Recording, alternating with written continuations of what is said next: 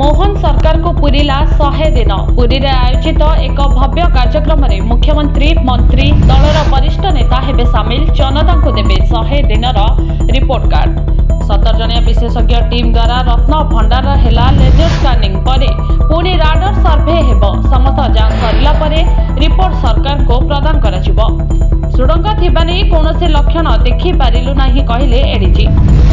सारा ओडिसा रे बे सुभद्रा चर्चा। जुआडे देखिले समस्त मुहरे सुभद्रा टंका आसिला कि नाही प्रश्न। जे मानकर बैंक खाता रे मोबाइल नंबर लिंक नाही सेमानकर सुभद्रा टंका आसी कि नाही जानिबा लागि राज्य रे विभिन्न स्थान रे महिला माने बैंक आगरे लगाइले लंबा लाइन।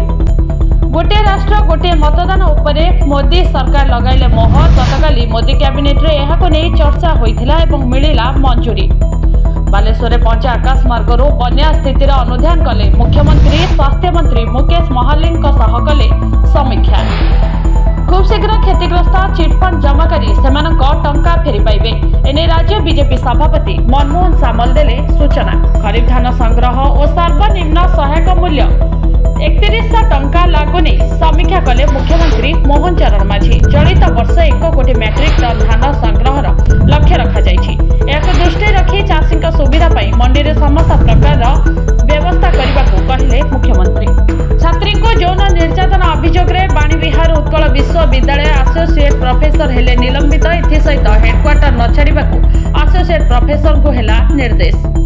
राज्य पुलिस डीजी वाईवी खुरानिया कार्यकाल को सर्वनिम्न 2 वर्ष अर्थात 2026 अगस्त 16 तारीख पर्यंत राज्य सरकार कले वृद्धि। केरल रे आउ एक एमपॉक्स मामला हेला चिन्हट। निकट रे यूएई रु केरल को आसीथिबा जड़े व्यक्ति एमपॉक्स से आक्रांत होइछन्ति बोली केरल स्वास्थ्य मंत्री बीना जॉर्ज देले सूचना।